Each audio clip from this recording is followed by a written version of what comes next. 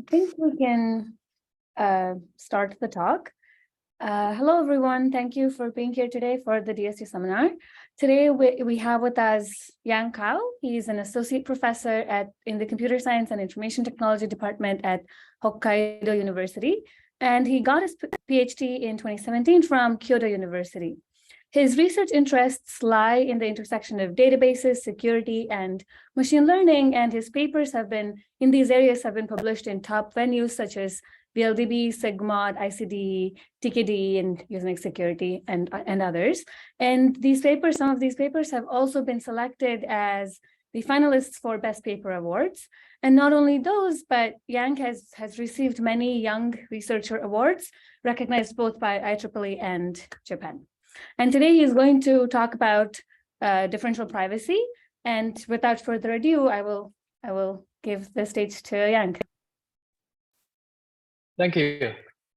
Thanks for the kind introduction. It's a great honor to have this opportunity to share our recent work.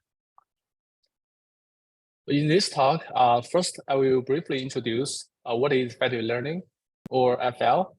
Then I will explain the privacy risks in FL, which motivate us to use differential privacy, or DP, to protect the model against untrusted server.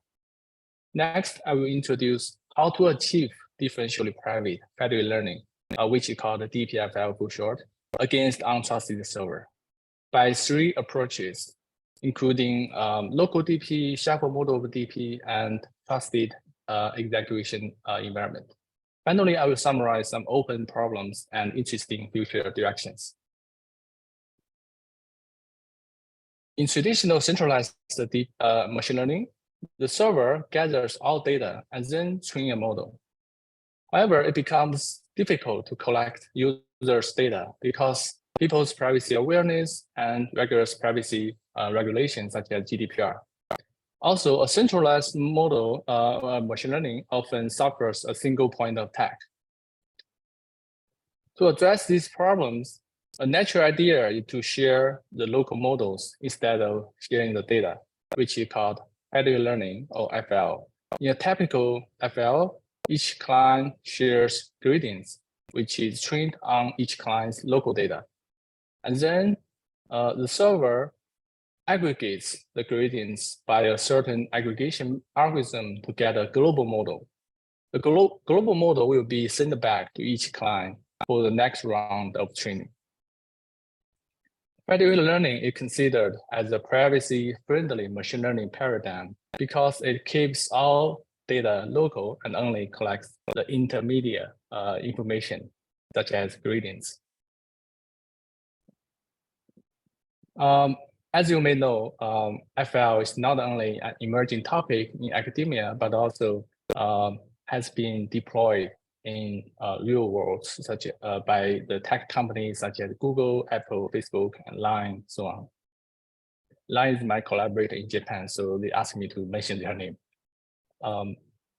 There are several main research problems in FL. For example, because of the nature of FL, the data on each device our client could be non-IID. Traditional machine learning model assume data are IID, so this could cause some new problems. I need a new design of the federated learning training algorithm. Also, the computation power could be diverse. The client could be phones, could be desktops, laptop servers. Some client could be they may be suddenly offline because of some reason, which may cause some irregularity in the training process. So to deal with the non-ID data and also the diverse environment is also is one of the main problems. The second problem in FL is communication cost. Although sharing local updates or gradients may be much smaller than raw data, but the dimension of the parameter or gradients could be very large when it comes to a big deep learning models. Third, incentive mechanism is also an important and unique problem in FL. A traditional distributed machine learning may not have this problem. In FL, the client could freely choose to join the FL training or not. Basically, the client enjoys autonomy of their data. How to incentivize client to participate in the FL training and further contribute more high-quality data. This is the purpose of incentive mechanism design in FL. Finally, privacy is one of the key issues in FL. Although in federated learning, it seems preserve privacy inherently as it doesn't share raw data. However, some privacy attacks are still possible. I will elaborate this point in the next slide. In this slide, we will see that there are vulnerabilities during the training process of FL, which motivate us to consider differentially private federated learning with untrusted server.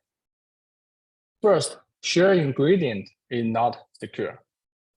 This paper in NURBS demonstrated that it is possible to recover the training data from the gradients.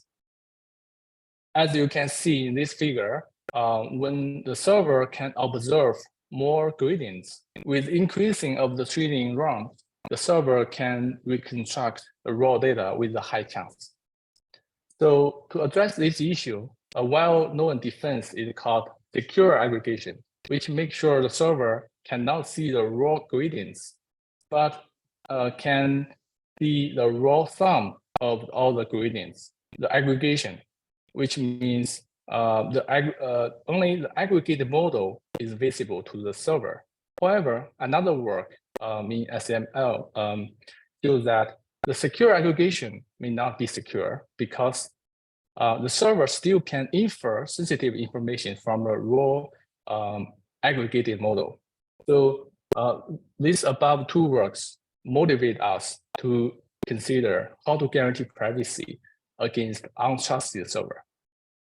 Third, federated learning as one of the machine learning paradigm, the final output is a machine learning model.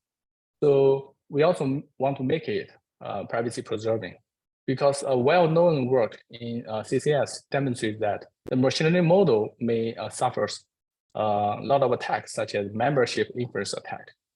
That is to say, an attacker can infer if your data participant in the training dataset or not. So to preserve this risk, we want to make sure the final output is differentially private, because by definition, DP can prevent membership inference attack. For the above reasons, we need to consider how to achieve differentially private FL with untrusted server.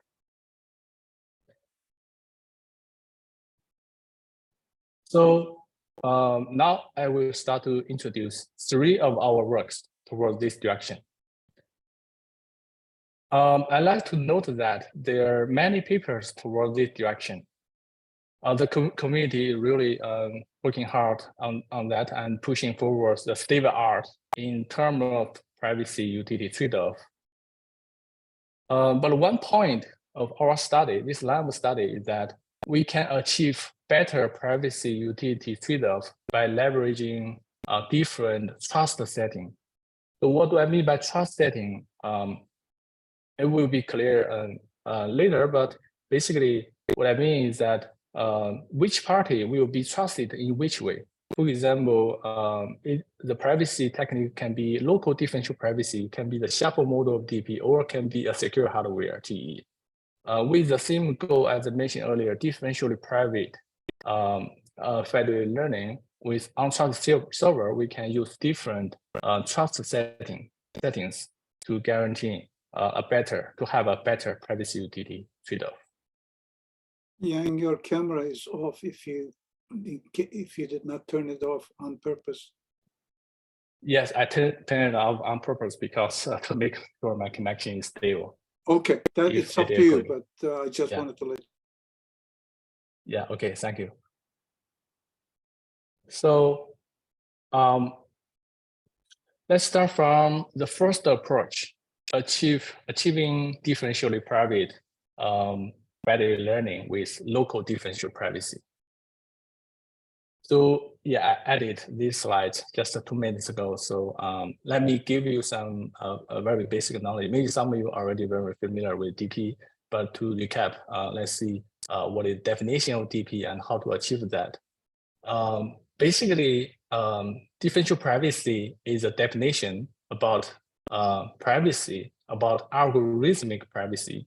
It defines that an algorithm, with an algorithm A, satisfies epsilon differential privacy over database D if and only if for any output to neighboring database. I will explain later what is that. To database D and D prime with the same output, with the same output O, the input D or D prime should be indistinguishable with some level measured by epsilon. So what is D and D prime? These are called neighboring database that differ in any one individual record. For example, in this, let's say this HIV database, 1 means this guy has HIV, 0 means no. And in a parallel world, maybe a data set could be something like the right-hand side, D prime, which where one of the data is flipped from 1 to 0. So this is called neighboring database. These two databases only differ in one individual record. If we can make sure when we fit algorithm with either D or D prime, the output is not changing so much. That means from the output, it is not easy to distinguish which one is the input, D or D prime. Then we call it differentially private. And the distance is measured by the parameter epsilon. So basically, the privacy parameter epsilon defines the privacy level. If the epsilon is larger, you can see the distance maybe or could be larger. That means an attacker could be easier to distinguish whether the input is D or D prime, so less privacy. The privacy guarantee is less. Intuitively, differential privacy is a constraint on algorithms. Algorithm output should not be influenced significantly by any single record of the input database. Okay, so this is a definition of DP. Then how we can achieve DP? There are some building blocks such as Laplace mechanism, Gaussian mechanism, exponential mechanism. Basically, this mechanism can help us to add some carefully designed noise to the output, original output, so that make sure the algorithm satisfies the definition of differential privacy we mentioned earlier. And of course, there are some difference between the different mechanisms because for different types of query or algorithms, there are different mechanisms. So I think we may skip some details. But basically, for different queries, there are different building blocks to achieve differential privacy. Okay, so now let's back to the first approach I mentioned earlier to achieve differential privacy against untrusted server.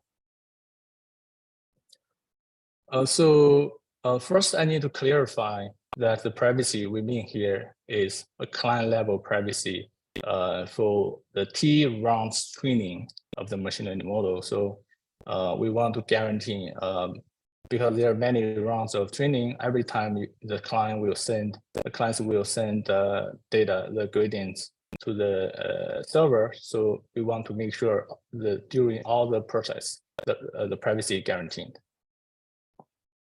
And to achieve federated learning, to achieve differentially private federated learning, we can simply add some noise, differentially private noise, by the mechanism I mentioned earlier, to the gradients, so that the server received some kind of differentially private gradients. Because the gradients is D dimension, and also they are T rounds, so as I mentioned earlier, there's a parameter epsilon to measure the privacy guarantee.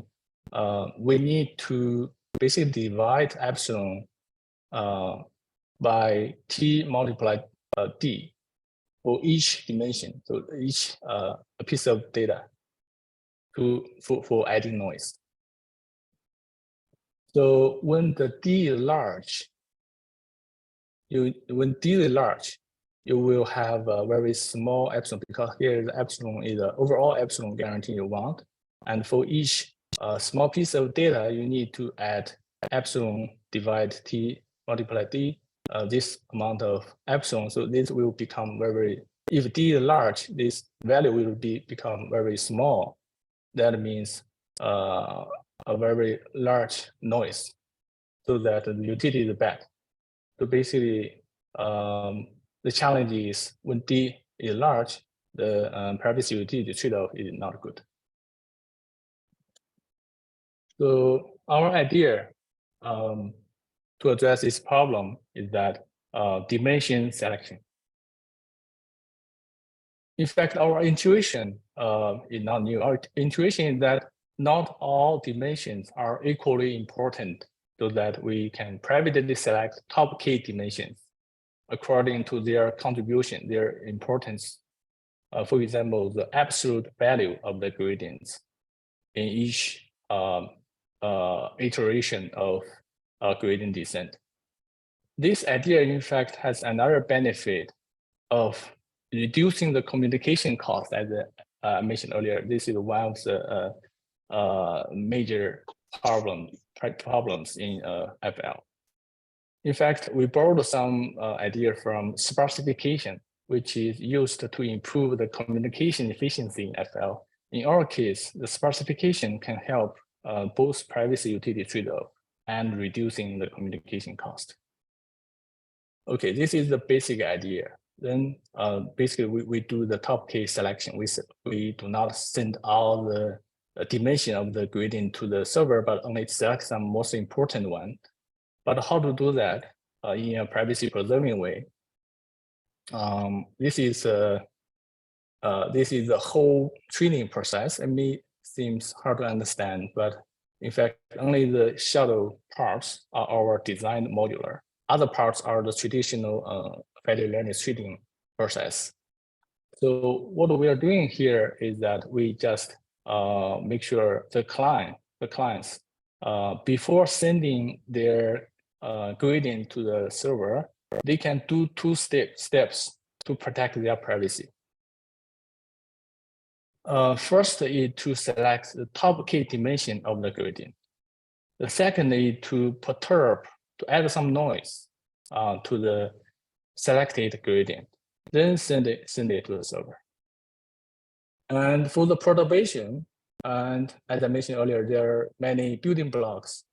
Of course, here it is a little bit different. Here's a multi-dimension, high dimension vector, but there are some recently proposed DP mechanism for this setting. So we just use the basic setting for the perturbation. The question is how we can do this process, top k selection, in a differential private way, because we were not aware of existing work to guarantee the top k and differential privacy. So we can start from the baseline solution.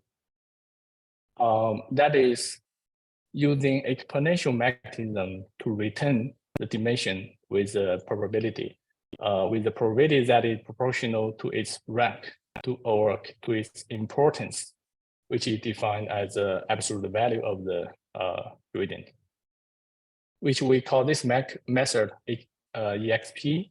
The rank is like the weight used in exponential mechanism to calculate the probability. So basically, originally you may select the most large gradient, like the second one, but now you need to select them probabilistically so that to guarantee differential privacy, the definition we mentioned earlier. And this is a carefully designed probability by existing mechanism called exponential mechanism. I mentioned it earlier in the slide. But I think we do not need to understand to know the details, but just some building blocks can help us to achieve differential privacy. Okay, this is a baseline. We can just leverage existing building blocks. Next, we are thinking. Yeah. Sorry, sure. can I ask a question here? So if you go back to, Sure. to where you define the notion of adjacency in the databases, I'm wondering that in the federated learning setting, do you consider the notion of adjacency in the data as just one sample point of a user being different or one client being different? One here, the client equals the one user. One user means one client. I understand, but if you go back to go back in your slides, you go back. Okay. Where you define here. Okay. Yeah, in the databases that you have shown, this is a central database. You have changed one record and you got an adjacent database, right? What is the notion of adjacency in the federated learning setting? Is it the same, just one record being different at one of the users, or is it the data set of one user being different? What is the notion of adjacency in the federated learning setting? I see. The answer is the same as here. But the difference is in federated learning, it seems like it's like a streaming data. We use the data set many rounds. So we consider the overall privacy. It's like in the streaming data or time series data with the DP setting, we consider user level, in streaming data, there are user level privacy and event level privacy. And in but the definition is the same. In the user level, how the data changes? Is it in the user level? It is not just one record being different, right? There might be multiple records in the user data set being different. That is true. Yes. I see. Yeah. Okay, thank you. Okay.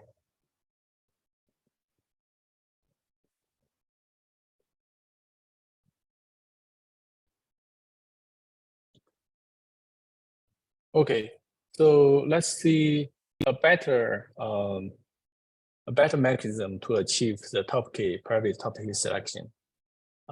Basically, the idea here is we apply random response. This is another building blocks on the encoded top key indices. The second part is kind of our new idea.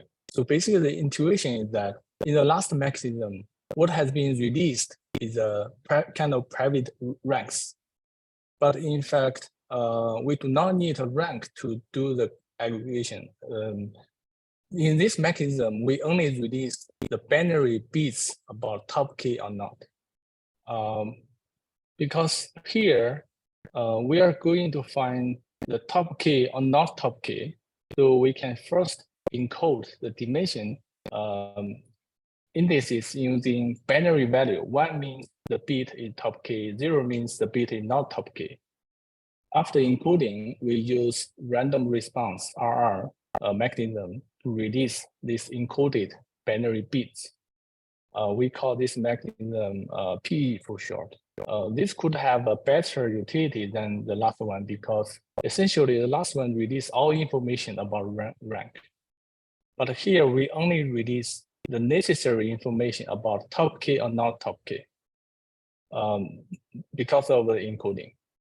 So yeah, this is the intuition, and I will skip the details. Basically, we can see some improvement in the experiments. So the next question, can we do better to further extend the idea of only releasing minimum necessary information? Now we can do it by designing this PS, perturbed sampling mechanism. The idea is to apply sampling over encoded top key indices. And the intuition is that in the last mechanism, the PE privately release all top key bits, where PS here privately sample 1 bit from top key bits. To do this, we first divide the indices into two subsets. One is top K subset, another is non-top K subset.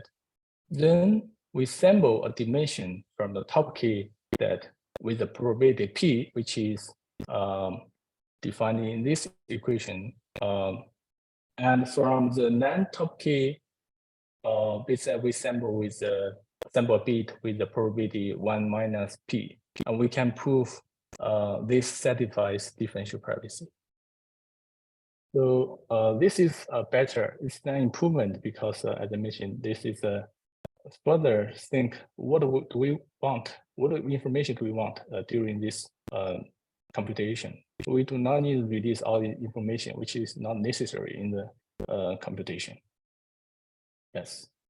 So here the experiments demonstrate that our mechanism, the three mechanism, can improve the baseline, in terms of model accuracy, the trained models accuracy.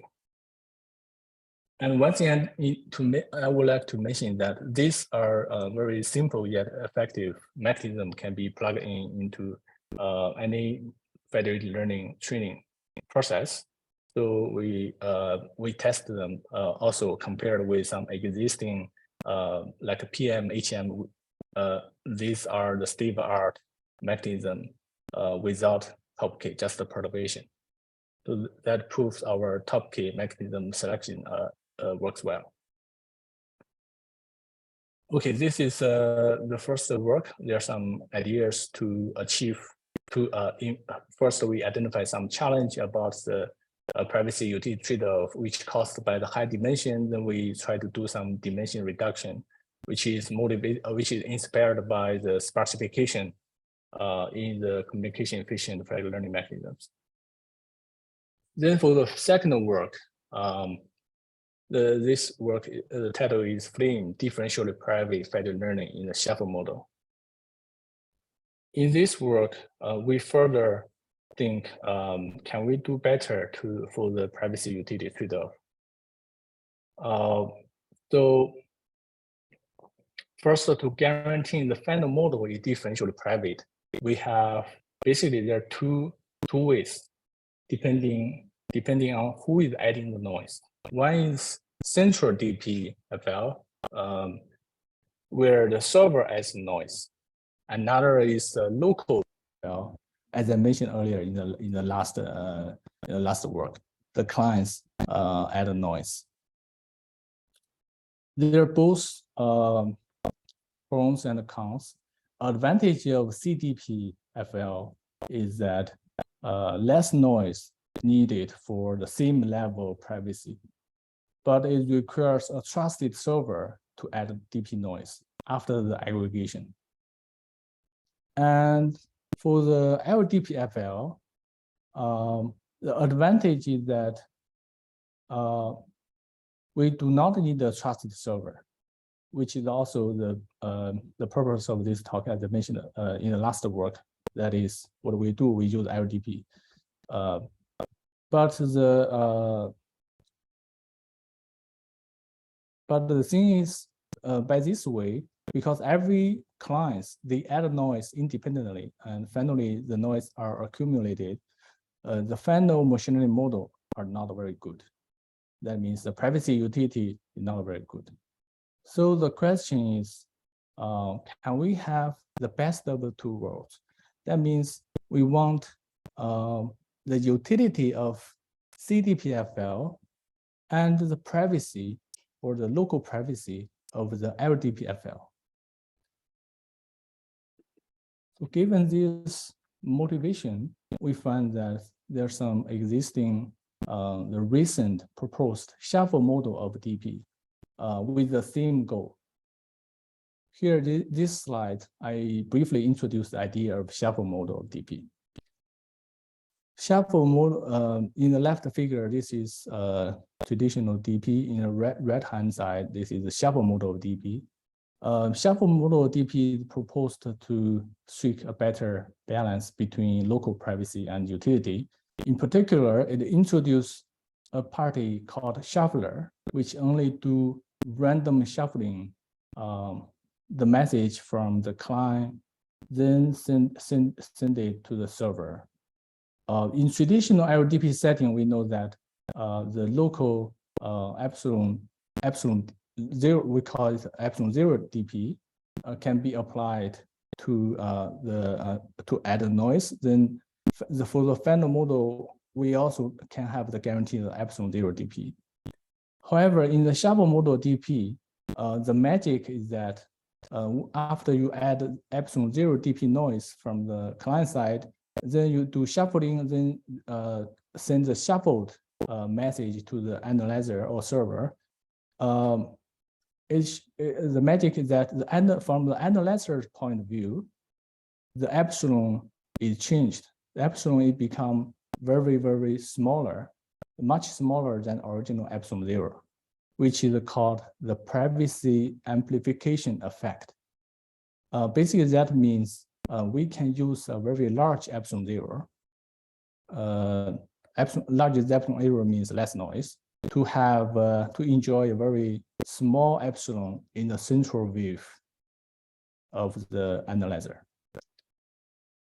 And basically the magic is from the random shuffling.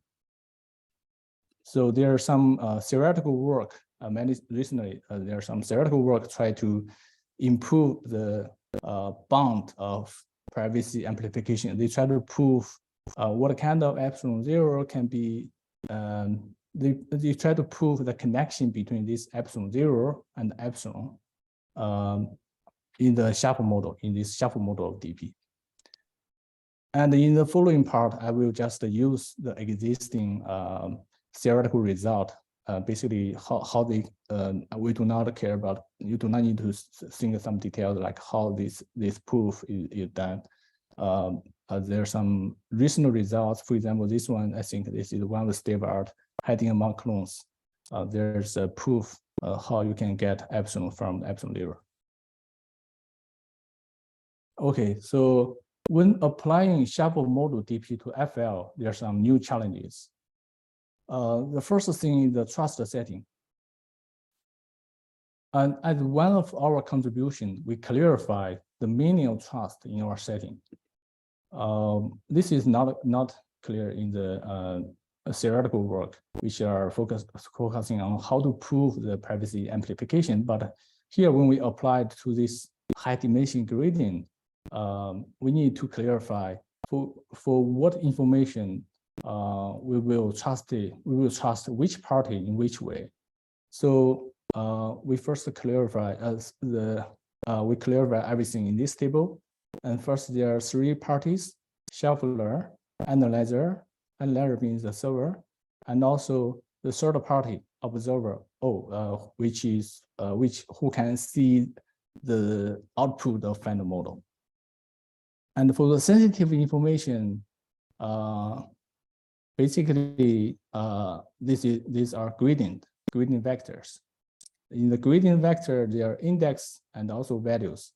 Also, there's some identity of the each client. So for each information and for the existing privacy model, we clarify what kind of guarantee they can have. Because in the DPFL and LDPFL, there are no shuffler, so here is NA. And for the server, for DPFL, this check means the analyzer is trusted in the DPFL, and this means epsilon delta LDP which is the privacy guarantee against this analyzer in the setting of LDPFL. And similarly, because the analyzer can know the identity of each client, because the server will directly connect to each client, so they basically know the identity. And also for the observer, the guarantee is epsilon delta DP. And this is our setting. For our setting, this means we do not trust, and this check means we trust, as shown here. So this is the privacy goal we want to achieve. For the shuffler, we do not want to trust the shuffler. And this is very different from the theoretical work. In theoretical work, they just assume the shuffler is trusted. And for the analyzer or server, we have a same guarantee as the existing work. Yeah, so given this trust setting, then we design algorithms or protocols to achieve this trust setting. So I think this is important because we first need to clarify what is the goal, what is the privacy goal. Then we can clarify what kind of mechanism is, we can leverage this privacy goal to achieve the things we only want to achieve. Okay. Sorry, can I ask a quick question here? Yes, please. So if you go back to the table here, so in the flame setting, where we have the shuffler system in the middle, so the clients, what they do is that they add noises locally, but the noise amount is much less than LDP, as you mentioned earlier, right? So the value, the users do not trust the shuffler, and they perturb the values of the gradient components, right? What about the indexes? The indexes are not shuffled, are they? Why there is a crossover there? Yeah, it's a good question. So I will show you later how we can achieve this. Yeah, by running a LDP, you cannot have that. The data will be, the index can be seen by the shuffler. But in fact, roughly speaking, we add some crypto technique here. We encrypt the perturbed. We further encrypt the perturbed LDP data. This is part of our protocol. Yeah, thank you. Yeah, good question. Yeah, this is part of I think contribution, or at least I think in the community they do not clarify what we want to have. First, clarify the goal is very important. Okay, so yeah, thank you. So given this trust setting, then we also have the privacy definition. Yeah, maybe this is related. I should maybe show this figure earlier. The neighboring database is designed by any two data sets differ by replacing one user's update. So basically, this is a client level privacy. We need to guarantee for the whole training process. The privacy is guaranteed by this DP definition, because there are some other definition like a sample level privacy in federated learning. They only guarantee each sample privacy, or only guaranteeing one round. The DP guaranteeing for each round. The different settings, and client level is privacy. I think one of the strongest one. Okay, so here's the protocol. Here's an overview of our proposed protocol called Flame. You see the figure look like a flame. So there are two main parts different from the traditional FL training. So one is the use of public key system. This is the question, the answer I mentioned earlier. The analyzer will issue the public key, and the client will encrypt the gradient before sending to the shuffler. So the shuffler is kind of blindly shuffling the encrypted gradients and then send it to analyzer. Only the analyzer can decrypt the gradients. The second difference is that these modulars, this modular denoted as ASR. Basically, these are modular like here. Analyzer, how the analyzer will do after when receiving the information, how the shuffler will do, how the local randomizer will do. So ASR corresponds to the algorithm on the analyzer side or server side, on the shuffler side, on the local side, randomizer. So we will show later, we can design different A, different S, different R to achieve the privacy, the trust setting we mentioned earlier. And basically we design 3 protocols, simple and double and top K. I will mention each, the general idea for each. So for the first protocol, we just directly apply existing technique. Existing technique is this one, which is the theoretical proof of the privacy amplification. We just use their proof and just add the encryption part, as I mentioned earlier. And random measure is the same, just like a R, and the aggregation, the A analyzer part is also the common aggregation. The shuffling also some common shuffling. We do not change anything. Basically, this is just a very naive extension of existing technique of the privacy amplification. Then the second mechanism, we leverage the idea that I mentioned earlier, top K selection or the sparsification. Because here the limitation is still the dimension D or the number of the parameter, model parameters. In the last work, we observed that when D is large, the privacy, this is a limitation of privacy amplification. With D large, privacy amplification is bad, because the reason is similar to the case in the last work. So our idea to improve this is to add a subsampling in the local side. We found, in fact, we can combine the theory of privacy amplification by subsampling, which is published in this paper, and the privacy amplification by shuffling, published in the paper I mentioned earlier. However, the challenge is that we find the proof they're not very compatible, because in the shuffling, it relies on the bounded size neighboring data set. Basically, this is bounded DP. But subsampling is the proof is based on unbounded DP. So we design some. We need to either theoretically combine them together or to design some algorithm to combine them together. So our solution is that we let the shuffler do something besides shuffling. The shuffler will pass some each dimension to the same size with some dummy value.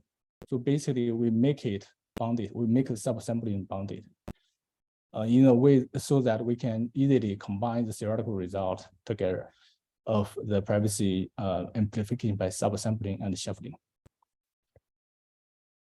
And here's a quick comparison between the simple protocol and we call this double amplification, double protocol, SS double.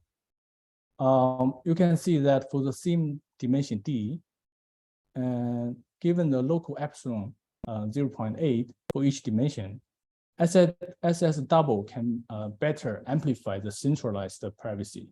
So we can also see the D is larger, the privacy amplification is worse. N is larger, privacy amplification is better. So we further improve this double amplification protocol by considering whether we can consider the top K selection, which is the idea in the last work. Different from last work, we use DP for private top K selection. For the utility purpose here, we define a new privacy notion called index privacy. Similar to K, somehow it is similar to K anonymity. We lack the top K index hat in the larger group of indices. We note that in the extreme case of no index privacy, SS top K still provide a strong privacy guarantee, since the shuffler knows nothing except the top K index.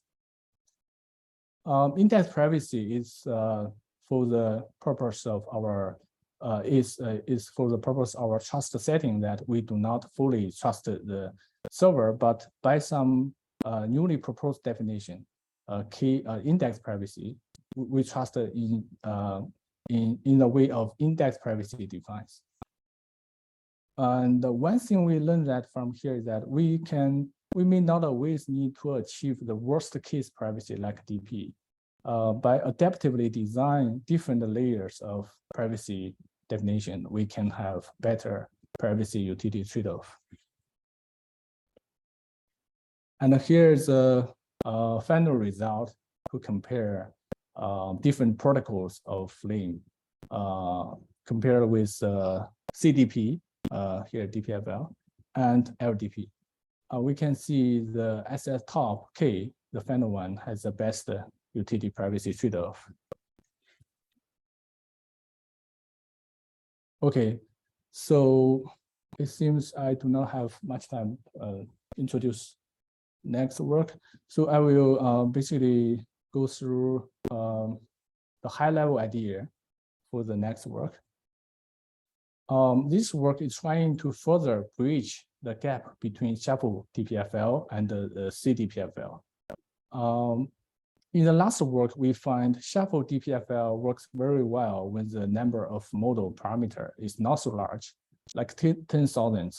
But when the model is very large, it doesn't as good as the central DPFL when we have a trusted server. So our question is, can we exactly close the utility gap between the setting with trusted server and without trusted server?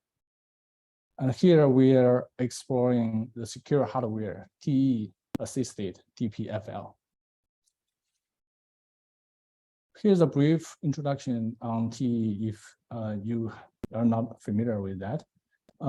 TE is a secure hardware technique such as Intel's SGX, ARM, trust rule, ARM trust rule. TE enables the creation of an isolated memory region called enclave, which is not visible to the server, but only communicates with an external verifier through a secure channel. TE functions like a homomorphic encryption, which the server will do computation blindly, only get encrypted results, but being invisible to the content. The benefit of TE is that it's much faster than the homomorphic encryption. But the downside is that you have to trust the security of the hardware itself. Here, our goal is to leverage TE to achieve differentially private federated learning on an untrusted server. We assume the server is encrypted with a TE so that we can design DPFL algorithm to add noise in a centralized way, but the server will see nothing about the data, the content. As shown in this table, previously I introduced first work LDPFL and shuffle DPFL. The last line is this work. We call it Olive. We use different trust model. In this work, it is with TE. We can achieve the utility which is exactly equal to the central DP. So it may seem straightforward to just use TE for DPFL. However, we find that the challenge is how to prevent the vulnerability of TE itself, because it is well known that TE suffers many side channel attacks. Attacking TE is also I think a hot topic in security community. On the other hand, we indeed find some work attempt to use TE in FL, but none of them consider a problem of side channel attacks. So we have two questions here. Is the side channel attack possible in the FL setting, in the federated learning setting? If so, how to defend such an attack? To answer the first question, we first need to evaluate the risk of TE in the setting of differentially private federated learning. A preliminary attack a main attack surface of TE is that memory access pattern.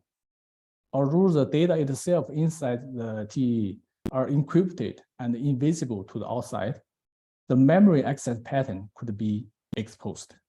Intuitively, the server may be able to see which address in the hardware in enclave being accessed. So memory access pattern leakage occurs when the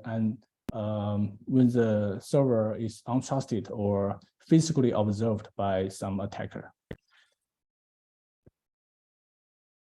In fact, another reason we want to consider this risk of TE in TPFL is that in the early version of this work, when we submit to some conference, we received some comments saying that this work is just assume the risk of access pattern, you just protect it, but whether or not the risk is realistic, because the reviewer believes access pattern, even the access pattern is leaked in this way, it may not about the data.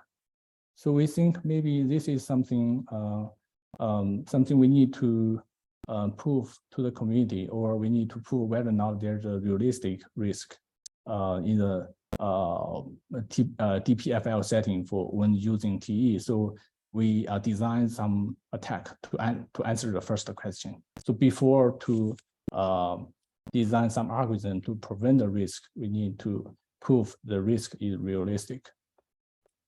So basically, here are some design of the attack. Basically, our attack is a machine learning based attack. The server first collects many training data about the mapping between the memory access pattern and the label. Based on such data, we train or the attacker trains machine learning models to predict a sensitive label given the memory access pattern. So this is the experimental setting of our attack. We use different machine learning models, including MLP, CNN, and also different evaluation metrics. So here's a result.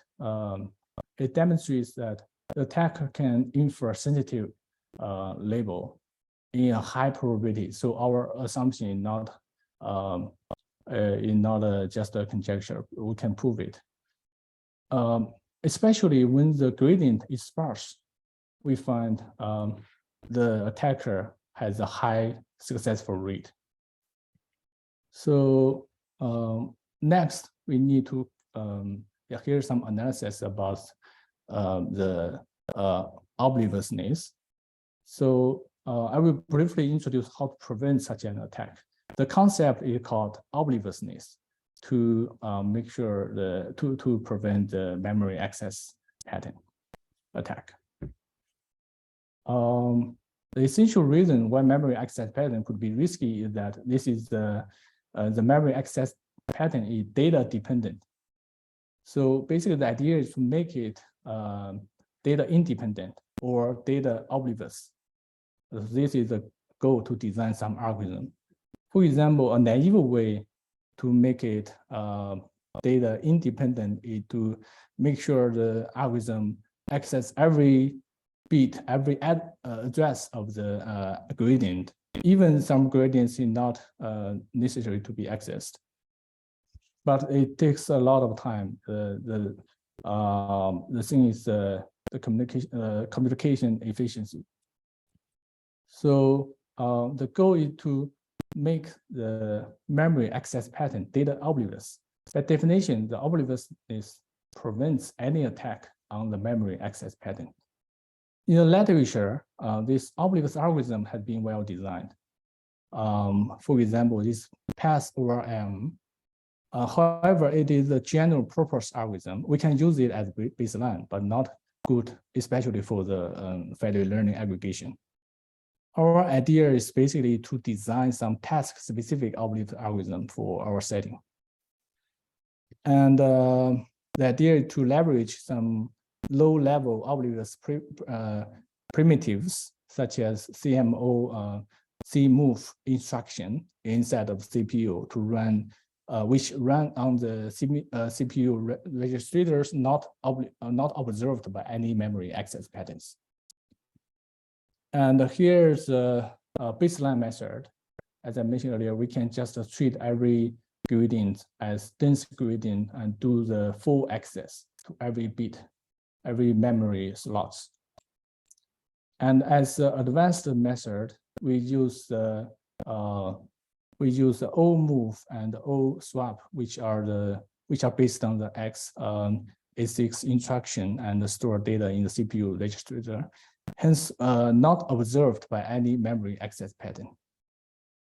And we can prove that by this algorithm, it is data oblivious, because the obliviousness is also, there's a formal definition. So we can prove this algorithm is data fully obliviousness.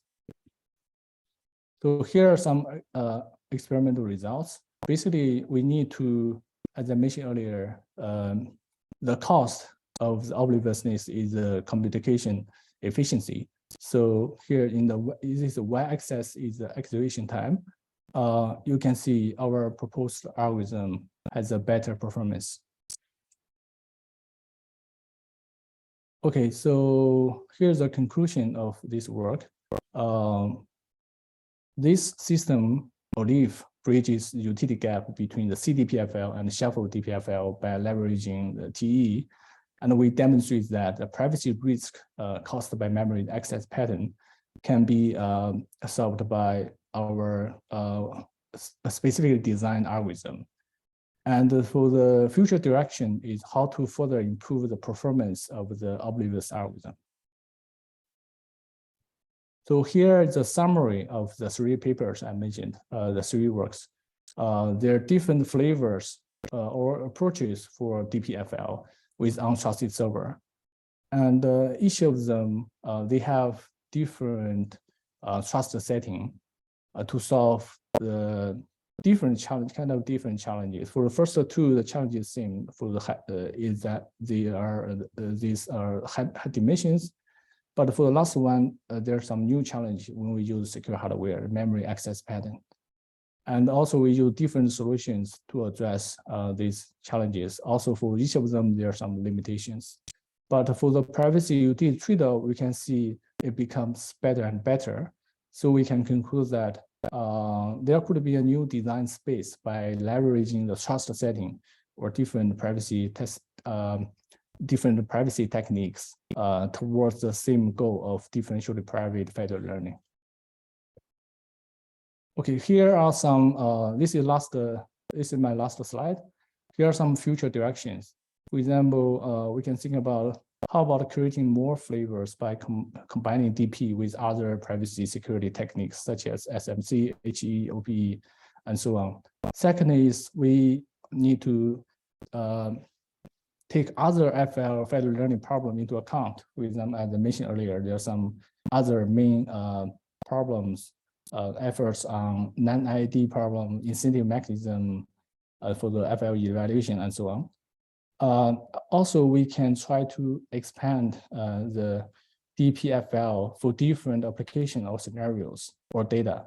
For example, for the different for NLP, IRCV recommendation or spatial temporal data, streaming data, graph data, we may have explore some new design space to achieve better privacy utility trade-off. Okay, finally, last but not least, I would like to thank my collaborators, Rixuan, Miyuki, Hong, and Yoshikawa. Also, we are recruiting PhD students, postdocs, visiting students. Please contact me if you are interested. Thank you.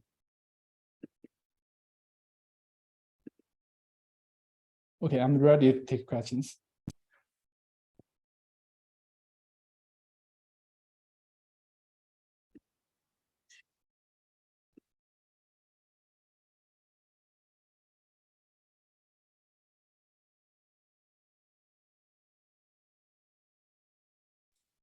Right.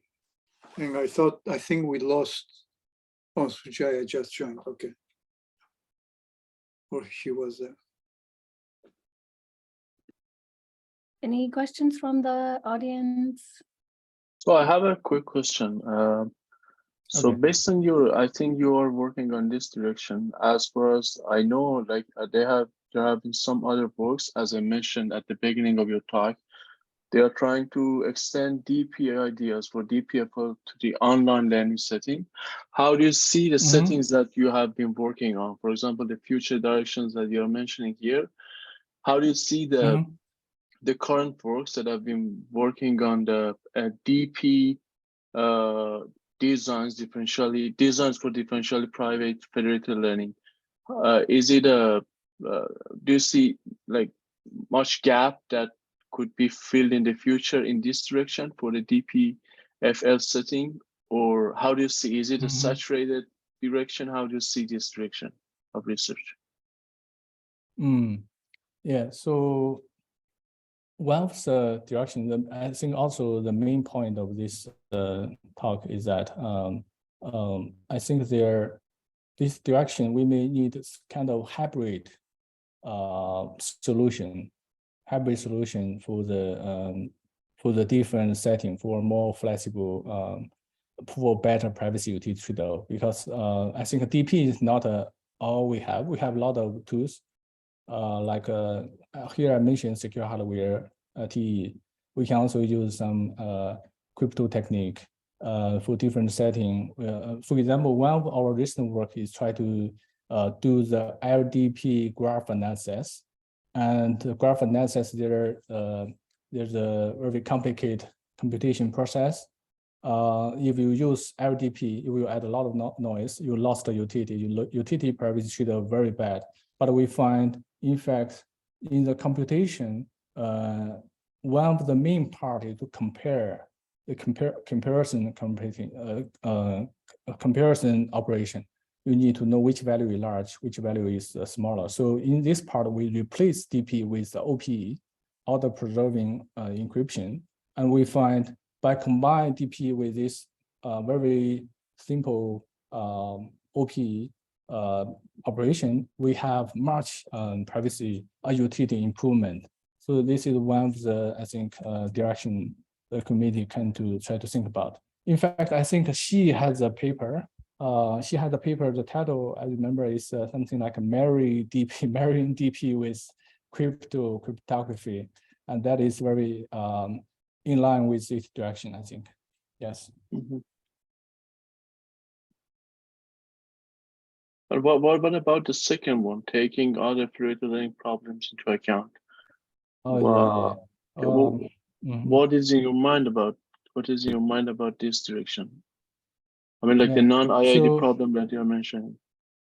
Yeah. So here in the beginning of this talk, I mentioned there are some major problems which from different part of the community, such as non-ID. Basically, non-ID, they try to design some new aggregation mechanism, not like the traditional one, which just aggregate, average the small models. Here, they may want to take some weighted average or something like that.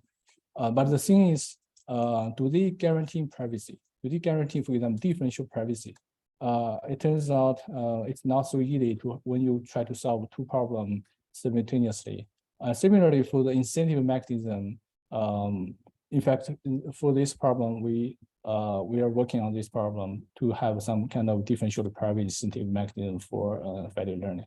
So I mean, basically, we need to think the problem in a broad sense, not only privacy but also other problems. I mean, the utility here is not only accuracy but also other tasks. So this is the direction what I mean.